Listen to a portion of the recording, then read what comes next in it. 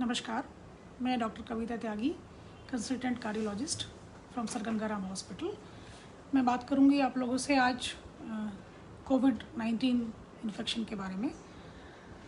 इस इन्फेक्शन के बारे में काफ़ी सारी चीज़ें तो सब लोगों को पता ही हैं, जैसे अभी प्रिवेंशन के तौर पे क्या करना है हमको। सिम्टम्स भी अधिकतर लोगों को पता हैं और किस स्टेज पे हॉस्पिटल जाना है, होम आइसोलेशन कब करना है, काफ़ी सारी चीज़ें पब्लिक को काफ़ी हद तक क्लियर हैं। तो वो सब बेसिक चीज़ें हम स्किप करके हम सीधा बात करेंगे थोड़ा सा कोविड-19 और हार्ट या फिर दूसरी जो साथ में लोगों को बीमारियां होती हैं उनका जो एसोसिएशन है उस बारे में हम लोग बात करेंगे आज। तो कोविड-19 के जो कुछ चीज़ें हैं जो हमें थोड़ी सी ज़्यादा जानकारी होनी चाहिए, जैसे रिस्क फैक्टर्स क्या क्या हैं, इस इन्फेक्शन को कौन से पेशेंट्स ज़्यादा एक्वायर करने के चांसेस हैं और क्या क्या उनके फैक्टर्स हैं जो चांसेस ऑफ एक्वायरिंग इन्फेक्शन बढ़ाते हैं, प्लस कॉम्प्लिकेशन ऑफ इन्फेक्शन या इन्फेक्शन सीवियर हो वो चीज़ें जो बढ़ाती हैं। इसके अलावा वार्निंग सिम्टम्स कोविड इन्फेक्शन के क्या क्या होते हैं, क्योंकि अभी तो ये पेंडेमिक चल ही रहा है, अभी तक कोई वैक्सीन भी हमारे पास नहीं है और इवन इफ अपेरेंटली ऐसा लग रहा है कि शायद केसेस कम हो रहे हैं महानगरों में या फिर हॉस्पिटलाइजेशन फैसिलिटी बढ़ी है, जो भी रीज़न हो, लेकिन इन्फेक्शन तो चल ही रहा है। तो इसलिए बेसिक चीज़ें हमको सबको पता होनी चाहिए। इसके अलावा फिर क्रॉनिकली हम बाकी चीज़ों को, बाकी बीमारियों को इसके साथ में कैसे मैनेज करें और हमारा लाइफ स्टाइल का इसमें क्या रोल है, तो ये सब हम एक एक करके बात करेंगे। तो बेसिकली हमारा कौन से पेशेंट्स सबसेट ऐसे हैं जिनको कोविड इन्फेक्शन होने के चांसेस ज़्यादा हैं और इन्फेक्शन होने के बाद में उनको वो बीमारी ज़्यादा सीवियर हो। जैसा कि हम जानते हैं, अधिकतर लोग इन टर्म्स से आजकल परिचित हैं, mild Covid, moderate Covid and severe Covid. तो कौन सा ऐसा हमारा सबसेट ऑफ पॉपुलेशन है जिसमें सीवियर होने के चांसेस बहुत ज़्यादा हैं, तो वो एक पेशेंट्स जिनमें और भी साथ में बीमारियां हैं, जैसे मैं नाम बताऊंगी आपको एक एक बीमारी का, आप उसको ध्यान से सुने और उसको समझने की कोशिश करें। वो पेशेंट्स जिनको फेफड़ों की पुरानी बीमारी है। फेफड़ों की पुरानी बीमारियां कौन सी होती हैं, जैसे जिसको अस्थमा या जिसको दमे की बीमारी कहते हैं, COPD कहते हैं वो लोग, और जिसको पहले कभी टीबी हुई हो वो लोग भी थोड़ा सा हाई रिस्क पे होते हैं। टीबी वाले पेशेंट्स हाई रिस्क पे इसलिए होते हैं कि अगर इन लोगों को सीवियर इन्फेक्शन हो जाता है और हमको इन्हें जो टोसिलीजुमैब दवाई होती है जो काफ़ी इफेक्टिव है, वो अगर हम देनी पड़े तो हम उसे दे नहीं पाते हैं, क्योंकि उसमें फिर ट्यूबरकुलोसिस को फिर से फ्लेयर अप होने के चांसेस होते हैं। तो जिन लोगों को जिनको लंग्स की दिक्कत है, पुरानी लंग्स की दिक्कत है, लंग्स की दिक्कत कैसे लोग समझेंगे, जो लोग इन्हेलर लेते रहते हैं हमेशा, हर मौसम चेंज होने में उनको सांस की दिक्कतें होती हैं, तो उनको chronic pulmonary, chronic respiratory disease के कैटेगरी में वो लोग आते हैं। तो उनको अगर ये बीमारी होएगी तो उनको थोड़ा सा रिकवरी के चांसेस कम रहते हैं और उनको ये बीमारी सीवियर तरीके से हो सकती है। इसके अलावा मैंने एक टर्म बताई थी, हार्ट फेलियर। हार्ट फेलियर मतलब हार्ट की पंपिंग या तो कम है या तो हार्ट की पंपिंग प्रिजर्व है, बट हार्ट की जो पंपिंग है उसकी वजह से वो इतनी एफिशिएंट नहीं है कि उसका जो फ्लूइड एक्यूमुलेशन वो लंग्स में प्रिवेंट कर पाए। तो जो हार्ट फेलियर के पेशेंट्स हैं, स्पेशली जो बारी बारी हॉस्पिटलाइज होते रहते हैं, जिनकी हार्ट की पंपिंग कम हो चुकी है हार्ट अटैक की वजह से या बगैर हार्ट अटैक की वजह से, ये वाले लोग भी इस इन्फेक्शन को एक्वायर करने के लिए और इन्फेक्शन हो जाए तो उसको सीवियर होने के लिए काफ़ी प्रोन होते हैं। इसके अलावा इम्यून डेफिशिएंसी डिजीज़ या कोई पहला ऑर्गन ट्रांसप्लांटेशन हुआ हो, जैसे किसी की किडनी ट्रांसप्लांट हुई हो या हार्ट ट्रांसप्लांट हुआ हो, वो लोग बहुत प्रोन हैं। और इम्यून डेफिशिएंसी वो काफ़ी सारे जो जिनकी इम्यूनिटी ऑलरेडी ही कम है वो लोग नेचुरली ही, क्योंकि ये वायरस का इम्यूनिटी से बहुत ही ज़्यादा डीप लिंकिंग है, तो वो लोग बहुत प्रोन होते हैं। इसके अलावा हाइपरटेंशन, ब्लड प्रेशर एक बहुत ही बड़ा रिस्क फैक्टर है कोविड इन्फेक्शन होने के लिए, और कोविड इन्फेक्शन अगर हो जाए तो उसको सीवियर होने के लिए। कोरोनरी आर्टरी डिजीज़, जो हार्ट पेशेंट्स हैं वो स्पेशली रिस्क में हैं, और जो जिनको स्ट्रोक हुआ है, लकवा हुआ है, उनको भी काफ़ी रिस्क रहती है। जो लोग बहुत ज़्यादा मोटे हैं, बहुत ज़्यादा मोटे किसको हम काउंट करते हैं, जिनका वज़न 40 किलोग्राम पर मीटर स्क्वायर के हिसाब से हो, उन लोगों को हम नॉर्मल इम्यूनिटी कितनी होनी चाहिए? इम्यूनिटी का नीतू जी, इम्यूनिटी का कोई क्राइटेरिया नहीं होता है। जो इम्यून इन्फेक्शंस होते हैं, जो बचपन से इम्यून इन्फेक्शंस होते हैं, उनका बचपन में ही काफ़ी लोगों को पता चल जाता है। और नॉर्मली जब हम ग्रो होते हैं तो अगर हम स्टेरॉइड्स लें या फिर हमें बारी बारी इन्फेक्शंस, कॉमन इन्फेक्शंस बारी बारी हों, तो हमें ये माना जाता है कि हमारी इम्यूनिटी कमज़ोर है। हालांकि इसका कोई मेजरिंग पैरामीटर, कोई मेजरिंग टेस्ट नॉर्मली नहीं होता है। तो स्ट्रोक वाले पेशेंट्स, डायबिटीज़ के पेशेंट्स, बहुत मोटे पेशेंट्स, या फिर जिन लोगों की हार्ट रेट इरेगुलर रहती हो या फास्ट हार्ट रेट होने के एपिसोड्स होते हों, फीमेल्स अगर उनको हो गया है तो फिर सीवियर होने के चांसेस ज़्यादा होते हैं। हालांकि ओवरऑल फीमेल्स को थोड़ा सा इंसिडेंस कम पाया गया इस इन्फेक्शन का। एस इनहिबिटर्स, जो लोग ऑलरेडी ब्लड प्रेशर के लिए एक पर्टिकुलर दवाई पे हैं, उनको भी माना गया था कि उनमें शायद सीवियर इन्फेक्शन हो सकता है। इसके अलावा स्टैटिन ट्रीटमेंट।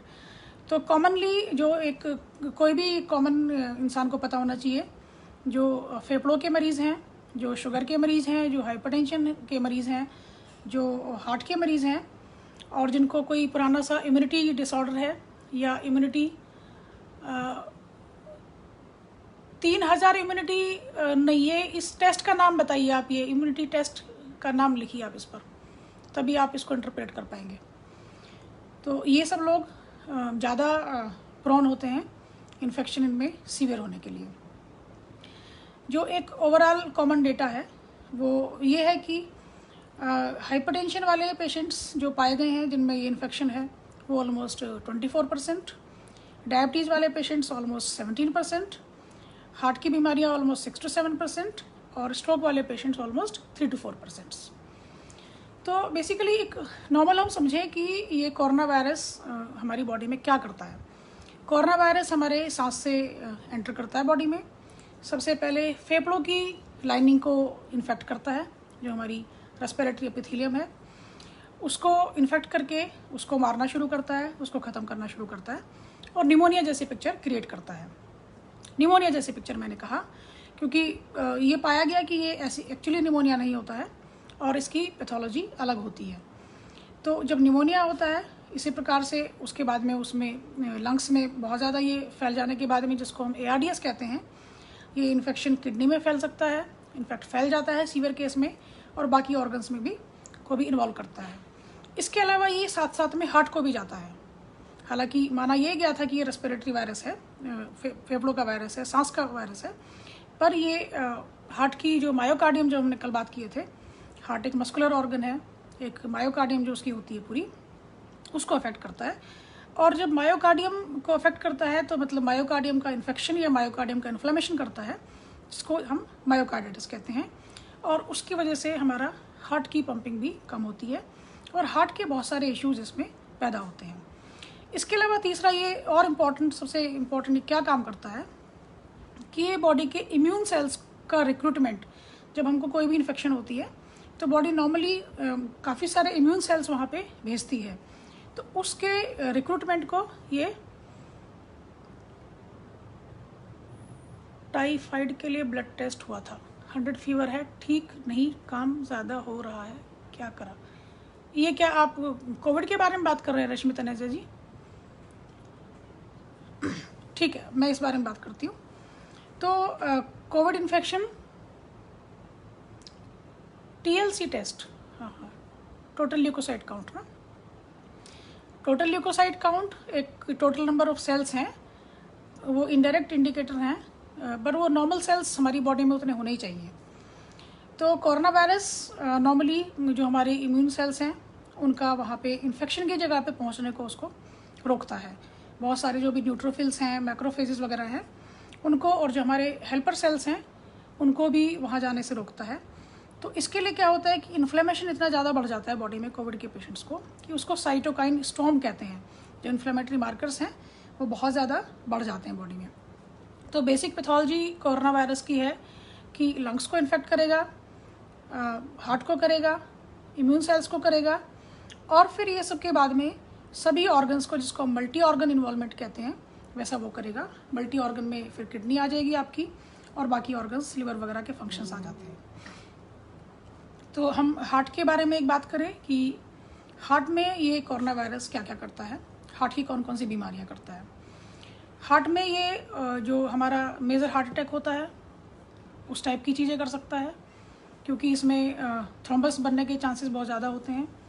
तो ये पेशेंट्स अगर ये इवन इफ नहीं ये लोग इनको मेजर हार्ट अटैक के लिए प्रोन थे या मेजर हार्ट अटैक इनको होने वाला था 4 से 11 नीतू जी, तो उनको ये थ्रोम्बस बनने की वजह से मेजर आर्टरी में किसी में ये एसटी एलिवेशन एमआई जिसको मेजर हार्ट अटैक कहते हैं उस प्रकार की प्रेजेंटेशन हो सकती है।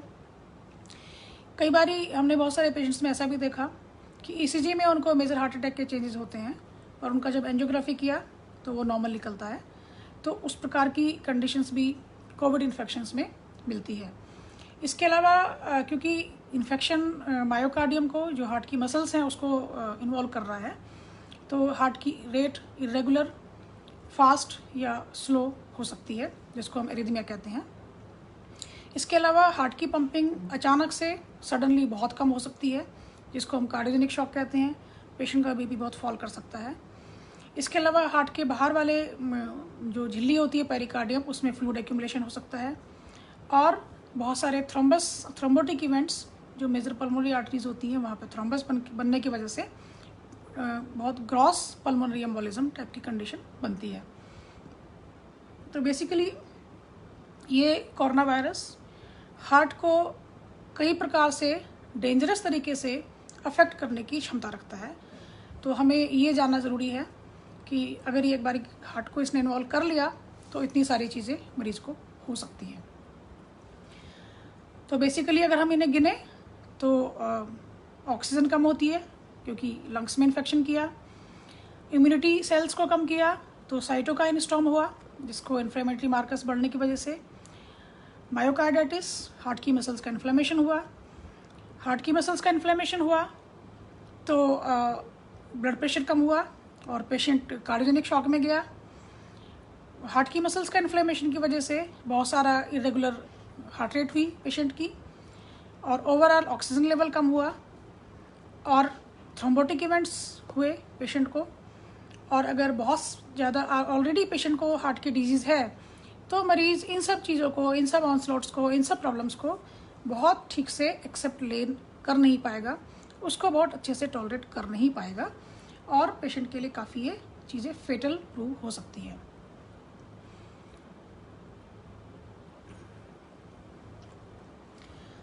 इसके अलावा एक टर्म है जो हार्ट के मसल्स के लिए, हार्ट के पेशेंट्स के लिए जो हम बोलते हैं स्ट्रेस कार्डियोमायोपैथी।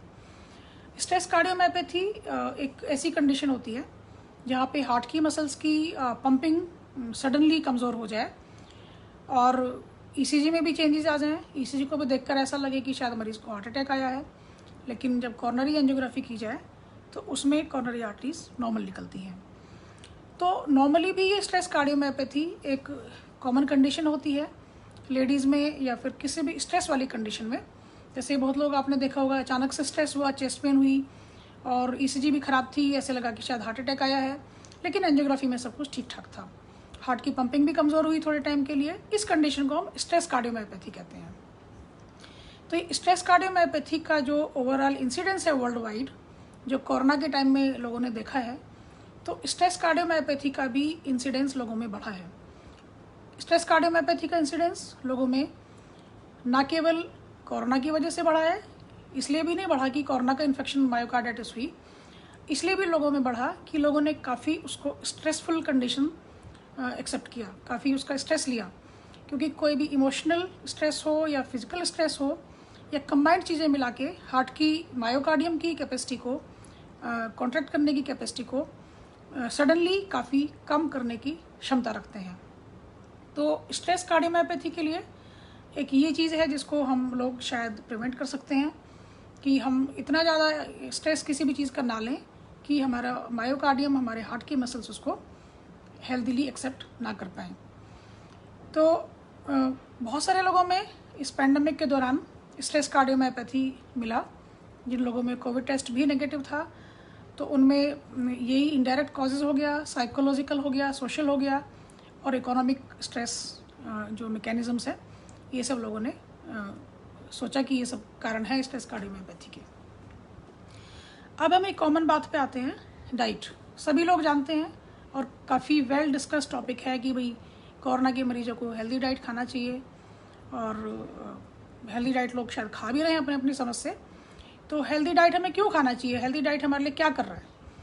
हेल्दी डाइट हमको 2-3 काम कर रहा है हमारे लिए।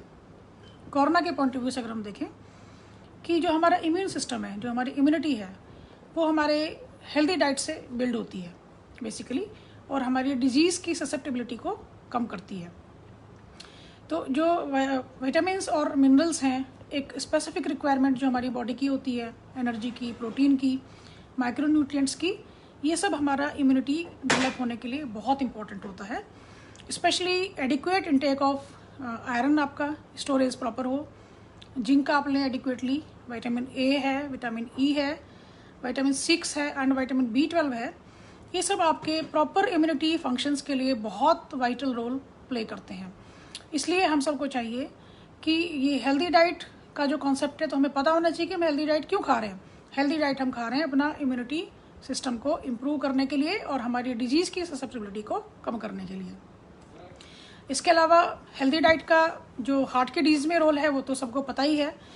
तो एनीवे अदरवाइज हेल्दी डाइट खानी चाहिए, पर इस केस में हेल्दी डाइट में स्पेसिफिकली आपके विटामिन्स, मिनरल्स एडिक्वेट क्वांटिटी में होने चाहिए।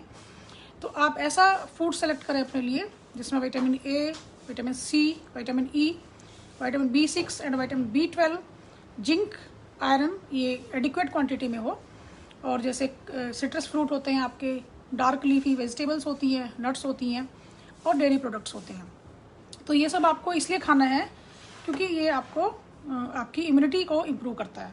इसके अलावा जो हार्ट डिजीज़ पे जो बेसिकली कार्डियक पेशेंट्स हैं, या जो बेसिकली डायबिटिक पेशेंट्स हैं, या जो बेसिकली हाइपरटेंसिव पेशेंट्स हैं, उनके लिए भी हेल्दी डाइट उतनी ही इम्पॉर्टेंट है जितना इन लोगों के लिए। बट इस केस में, स्पेशली पेंडेमिक के केस में, आपको विटामिन्स, मिनरल्स के लिए काफ़ी एनरिच करके आपकी डाइट खानी है। इसके अलावा जो हेल्दी लाइफ स्टाइल सब लोग बोल रहे हैं कि आप एक्सरसाइज कीजिए, घर में एक्सरसाइज कीजिए, रेगुलर सोइए, ऐसा कीजिए, वैसा कीजिए, तो उन सब का भी बेसिक जो साइंस है उसमें यही है कि आप उसको एक्सरसाइज भी करते हैं तो आपकी इम्यूनिटी इंप्रूव होती है, आपका स्ट्रेस रिलीव होता है, और स्ट्रेस रिलीव होने से, जैसे कि मैंने अभी एक बड़ी इंपॉर्टेंट बात बताई, स्ट्रेस कार्डियोमायोपैथी, उससे आप अपने आप को बचा सकते हैं और आपकी इम्यूनिटी को इम्प्रूव कर सकते हैं। तो आप जो भी कर रहे हैं उसका आपकी इन चीज़ों से डायरेक्ट लिंक है, आप ये समझ के उसको करें। इसके अलावा स्मोकिंग नहीं करनी है, क्योंकि स्मोकिंग तो सभी को पता है कि भाई फेफड़ों को डैमेज करता है। तो अभी फेफड़े आप ऑलरेडी डैमेज होंगे या आप डैमेज कर रहे होंगे, तो नेचुरली कोविड को अच्छा चांस मिलेगा वहाँ पे इन्फेक्ट करने का। और अल्कोहल काफ़ी डेंजरस है इस कंडीशन में।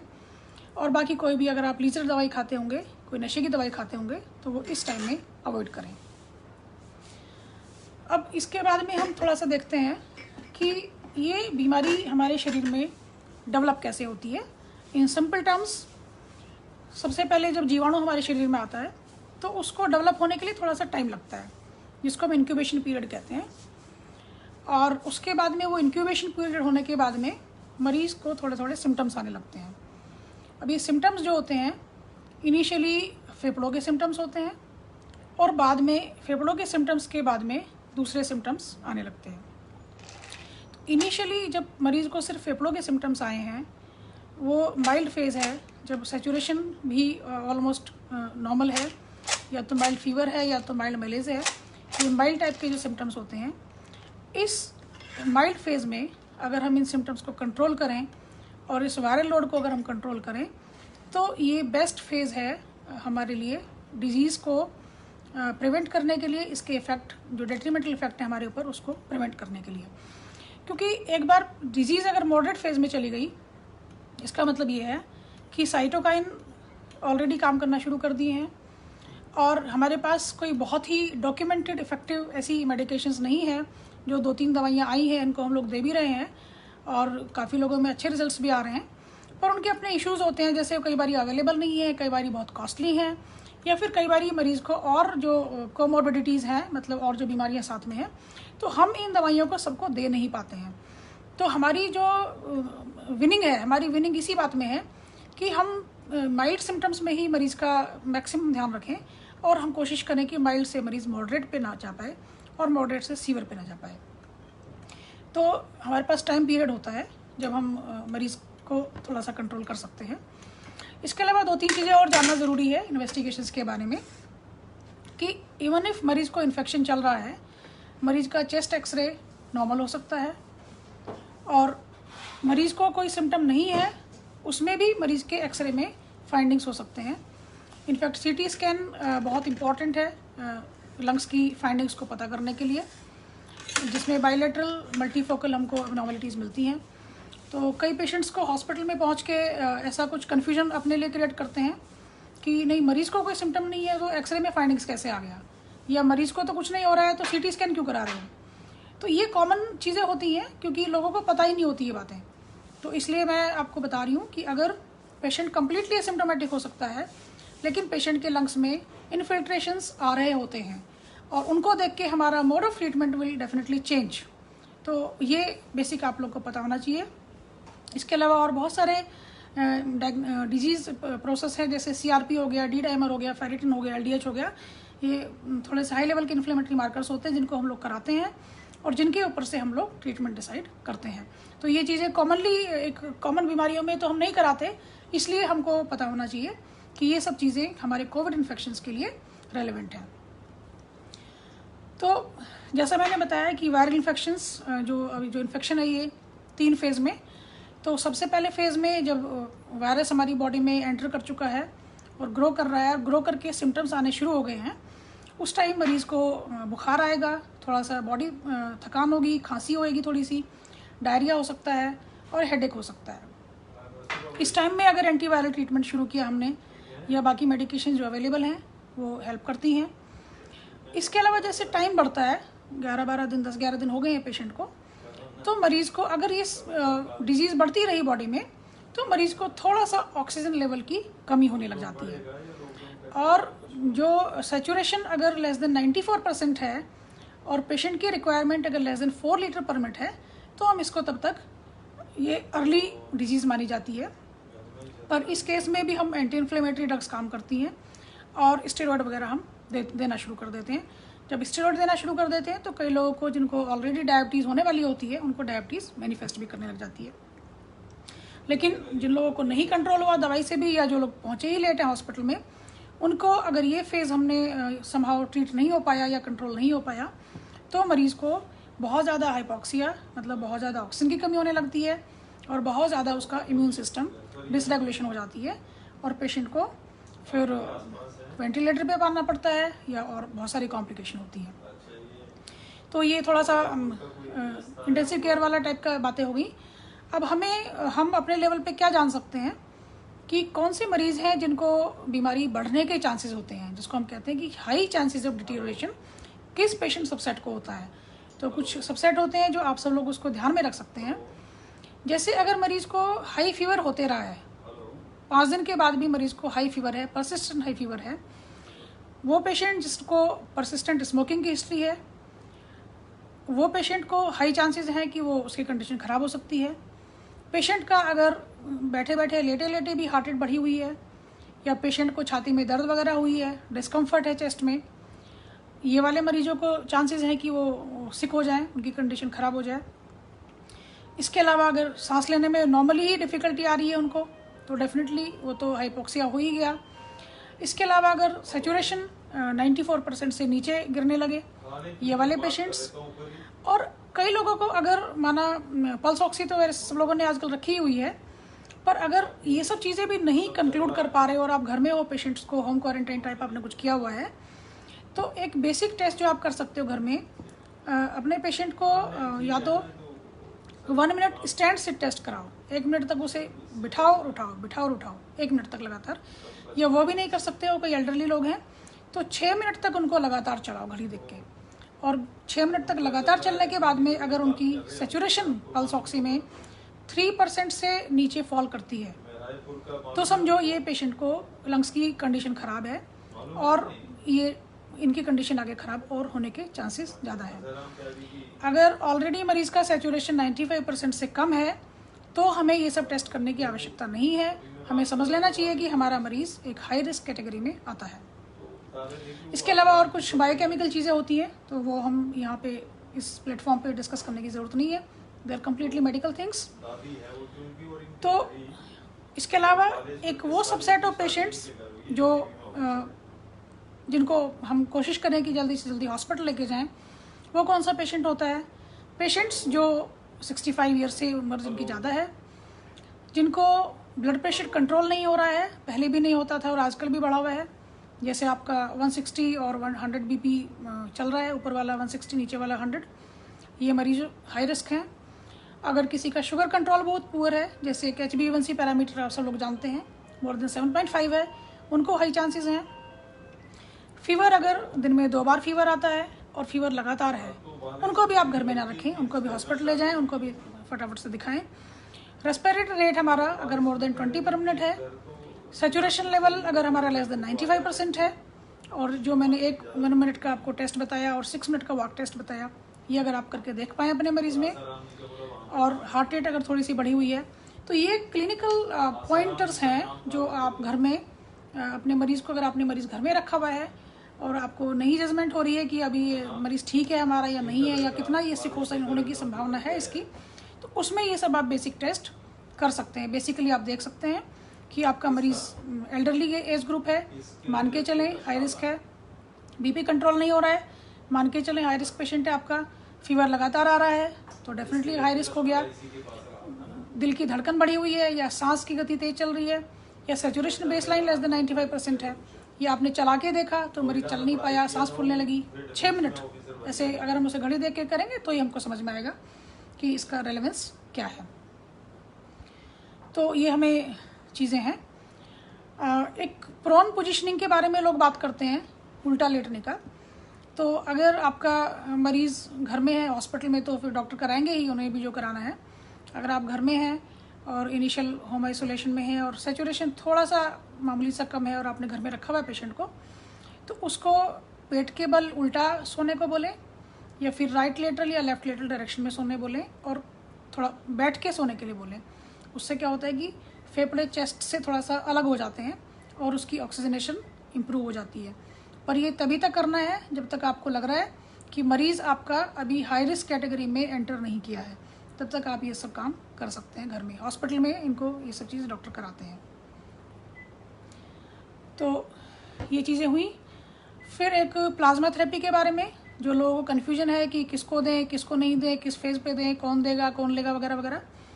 तो इसके बारे में कुछ बेसिक चीज़ें जो आम पब्लिक को पता होनी चाहिए। जब बीमारी से 14 दिन पहले से अगर ये थेरेपी हमको मिल जाए तो बेहतर रहती है। और किसको दें? जब मरीज़ को सैचुरेशन लेस देन 95% आ जाए, वो बेस्ट टाइम है प्लाज्मा थेरेपी देने के लिए। मेरा कहने का मतलब ये है कि प्लाज्मा थेरेपी देने के लिए हम सीवियर होने का वेट ना करें, क्योंकि जब सीवियर हो जाएगा तो हमें नहीं पता कि ये इस प्रकार की थेरेपीज़ कितना इफेक्टिव होंगी या नहीं होंगी। जब पेशेंट मॉडरेट में है, जब पेशेंट का इम्यूनिटी इतना डिसरेगुलेट नहीं हुआ है, साइटोकाइन स्टॉर्म्स इतने ज़बरदस्त नहीं हुए हैं कि अभी पूरी बॉडी को उन्होंने ओवरकम कर लिया है, उस फेज़ में, उस मॉडरेट फेज़ में हम ये थेरेपीज़ करें। तो अगर आपका कोई पेशेंट कहीं भर्ती है और आपको लग रहा है कि पेशेंट अपेरेंटली तो उतना सिक तो नहीं है, लेकिन प्लाज्मा थेरेपी एडवाइस की है, तो उसका ये लॉजिक है। तो आप उसको कोशिश करें समझने की। प्लाज्मा एक डोज में 200 ml प्लाज्मा होता है जो दिया जाता है, और अगर पहले डोज ऑफ प्लाज्मा से मरीज़ को दिक्कत नहीं होती है तो दूसरी डोज दी जाती है। इस प्रकार से 400 ml का प्लाज्मा मरीज़ को दिया जाता है। एक रेमडेसिविर ड्रग है जो बड़ी सुनी है सब लोगों ने, तो ये भी, इसके बारे में भी यही है कि 14 दिन से पहले ही अगर ये दवाई मिल जाए, और महंगी भी है ये, और प्लस बहुत बार कई बार अवेलेबल नहीं है। तो मॉडरेट डिजीज़ में अगर ये दी जाए तो ये बेस्ट मेडिकेशन है टू कंट्रोल द सिम्टम्स। तो बेसिकली मेरा मैसेज इसमें यही है कि माइल्ड में be alert, be attentive, be careful in understanding where your patient is standing in the path of covid infection. एक बारी पेशेंट आपका मॉडरेट में चला गया तो ये कोशिश होनी चाहिए कि जो भी हमारी थेरेपीज़ अवेलेबल हैं, रेमडेसिविर है या टोसी है या प्लाज्मा थेरेपी है, ये मरीज़ को मिले। वो इन्फ्लेमेटरी मार्कर्स के ऊपर से होता है जो डॉक्टर डिसाइड करते हैं, लेकिन अगर मरीज़ को इसी फेज़ में मिलेगा तो मरीज़ को बहुत फ़ायदा होगा। एक बारी पेशेंट जब सीरियस हो जाता है, वेंटिलेटर पे हो जाता है, तब ये थेरेपीज़ कितना काम करती हैं कितना नहीं करती हैं कहना मुश्किल है। कुछ उसमें व्हाटएवर फॉर्चुनेट या जो भी आप बोलें उसको। तो ये चीज़ें हो गई कि हमको पेशेंट को कैटेगराइज करने समझ में आना चाहिए। हमको ये समझ में आना चाहिए कि हमारा मरीज़ फ़िलहाल किस कैटेगरी में अभी चल रहा है और उसको किस फेज़ पे कौन सा ट्रीटमेंट बेस्ट इफेक्टिव होगा। ये एक सब लोगों को कॉमनली थोड़ा अंडरस्टैंडिंग होना चाहिए। अब हम एक बात करते हैं स्पेसिफिकली हाइपरटेंशन की। तो हाइपरटेंशन और कोविड-19 ये काफ़ी कॉमनली लिंक है एक दूसरे से। कैसे? हाइपरटेंशन वाले जो पेशेंट्स हैं वो almost 30% of all Covid population है वर्ल्ड वाइड। मतलब कि 3 कोविड पेशेंट्स अगर हैं तो उसमें से एक ऑलमोस्ट पक्का ही हाइपरटेंसिव पेशेंट है। तो इसका मतलब क्लियरली लिंक साइंटिस्ट लोग इस बारे में सोचते हैं। और जो इंटेंसिव केयर यूनिट में जो पेशेंट पहुंचते हैं उसके ऑलमोस्ट 50-60% लोगों को हाइपरटेंशन होती है। और हाइपरटेंशन को माना जा रहा है कि ऑलमोस्ट 60-70% जो डेथ्स हो रही है कोविड की वजह से वो हाइपरटेंशन उनमें एक मेजर रोल प्ले कर रहा है, ये माना जा रहा है। और ऑलमोस्ट 2.5-3 गुना ये सीवियरिटी को बढ़ाता है और चांसेस बढ़ाता है कि मरीज़ सिक हो जाए, मरीज़ आईसीयू में पहुंच जाए। तो इसलिए एल्डरली लोगों में, बड़े लोगों में हाइपरटेंशन को एक क्लिनिकल प्रेडिक्टर की तरह मानना चाहिए। तो हाइपरटेंशन का सभी लोगों को थोड़ा सा ध्यान देना चाहिए, थोड़ा सा अवेयरनेस उसके बारे में ज़्यादा रखनी चाहिए। तो क्या करें हम लोग हाइपरटेंशन के लिए जब इतनी बड़ी प्रॉब्लम है? तो हम हाइपरटेंशन के लिए ये करें कि जो भी मरीज़ अभी तक ट्रीटमेंट ले रहा था ब्लड प्रेशर के लिए वो उसको कंटिन्यू करे और मॉनिटर करता रहे, रेगुलर मॉनिटर करता रहे। कोई भी जो एस इनहिबिटर्स, टेलमा टाइप की जो दवाइयाँ हैं उनको बंद ना करे, अपनी समझ से बिल्कुल ना बंद करे, डॉक्टर से पूछे, डॉक्टर को ठीक लग रहा है तो वो करेंगे जो करना है उनको। और घर पे ब्लड प्रेशर रेगुलर मॉनिटर करते रहें, स्ट्रेस ना लें क्योंकि स्ट्रेस का बहुत लिंक है ब्लड प्रेशर बढ़ने से। तो हम लोग उसको एग्जैक्ट उसका हम समझ नहीं पाएंगे कि स्ट्रेस की वजह से बढ़ रहा है कि एक्चुअली मरीज़ का वैसे ही बीपी बढ़ा है। इसके अलावा थोड़ा भी बढ़ता है तो डॉक्टर से कंसल्ट करें, वीडियो कंसल्ट करें या जैसे भी है। और इसकी दवाइयाँ तब तक बंद ना करें जब तक मरीज़ को ब्लड प्रेशर बहुत कम नहीं हो जाए या मरीज़ की किडनी में दिक्कत नहीं हो जाए। बट मोस्टली उस लेवल तक जब दिक्कत होती है तो आप मरीज़ हॉस्पिटल में होता है तो इस चीज़ को फिर डॉक्टर्स देखते हैं, फिर ये आपका लुकआउट नहीं रहता है। तो बेसिकली ब्लड प्रेशर कंट्रोल और कोविड आउटकम के बारे में, blood pressure control remains an important consideration in order to reduce disease burden, ऐसा जो हमारी साइंटिफिक गाइडलाइंस है वो ये कहती है। To conclude my talk, heart के पेशेंट्स और कोविड-19 इन्फेक्शन, हमें क्या करना है? हमारे जो भी मेडिकेशंस हैं ब्लड प्रेशर के वो हमें कंटिन्यू करनी है। जिन लोगों की एंजियोप्लास्टी हुई है या बाईपास हुई है, जो खून पतला करने की दवाइयों पर हैं, उनको सेम दवाइयाँ कंटिन्यू करनी है। हालांकि ब्लीडिंग वगैरह नहीं हो जाए या कोई थ्रोम्बोटिक इवेंट नहीं हो जाए उसके बारे में थोड़ा सा केयरफुल रहना है, जो नॉर्मली भी कार्डियक मरीज़ को बताया ही जाता है रहने के लिए। इसके अलावा जो आपकी ब्रूफेन टाइप की दवाइयाँ होती हैं, नॉन स्टेरॉयडल एंटी इन्फ्लेमेटरी, जो पेन के लिए नॉर्मली ले लेते हैं, तो ये दवाइयाँ हम लोग हार्ट के मरीज़ को या किडनी के मरीज़ को मना करते हैं लेने के लिए क्योंकि हमें पता है कि ये उनको नुकसान करती है। पर बीच में ऐसा डेटा आया था कि ये दवाइयाँ अगर कोविड वाले पेशेंट्स लें तो कुछ फ़ायदा होगा या नहीं होगा, तो कोई उसका मेजर रोल है नहीं। अगर अभी भी हम वही प्रैक्टिस है कि मरीज़ को अगर बॉडी एक है तो नॉन एनसेड्स हम कोशिश करते हैं कि ना ही दी जाए क्योंकि उसका क्लियर कट पैथोजेनेसिस हमको भी समझा नहीं है और हम उसको पैरास्टामोल के ऊपर ही रखने की कोशिश करते हैं। तो घर में आप अपने आप ही कोई भी स्ट्रॉन्ग पेन किलर जिसको आप कहते हैं, जिस गोली को खाने से बड़े जल्दी आपका सर में दर्द ठीक होता है, आपके हाथ पैर का दर्द ठीक होता है, उसको आप अपनी समझ से ना लें, उसको डॉक्टर से पूछ कर लें। इसके अलावा हार्ट के मरीजों को स्टैटिन नाम की दवाई चालू हो रही होती है, अटोरवास्टैटिन या रोजुवास्टैटिन, उसको भी आप अपनी तरफ से ना छोड़ें। अगर उससे कोई दिक्कत हो रही है तो वो लीवर फंक्शंस वगैरह के ऊपर से थोड़ा देखना पड़ता है।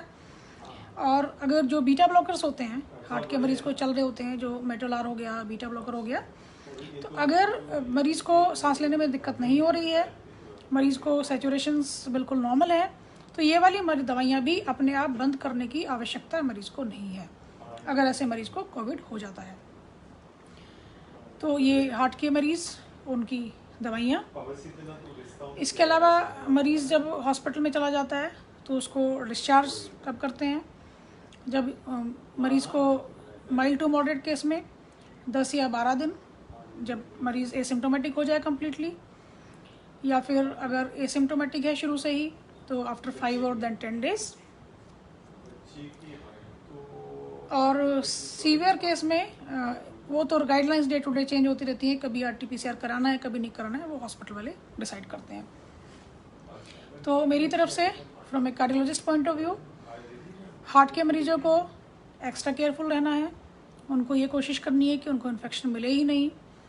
अगर मिल गया है तो फिर उनको बहुत अटेंटिव रहना है, बहुत अलर्ट रहना है, अपना ऑक्सीजन लेवल के लिए, अपना हार्ट रेट के लिए, अपना जो सांस की रेट है, रेस्पिरेटरी रेट है, उसके लिए। प्लस उनको ये भी देखना है कि उनकी यूरिन आउटपुट वगैरह ठीक हो रही है कि नहीं है, उनकी भूख ठीक है या नहीं है। तो ये सब जो चीज़ें हैं वो मरीज़ खुद ध्यान दें और टाइम से अपने डॉक्टर से कंसल्ट करें। तो I will finish my talk. Thank you so much. Thank you doctor Neelam Singh, thank you miss Kathuria for inviting me on this platform. Thank you so much.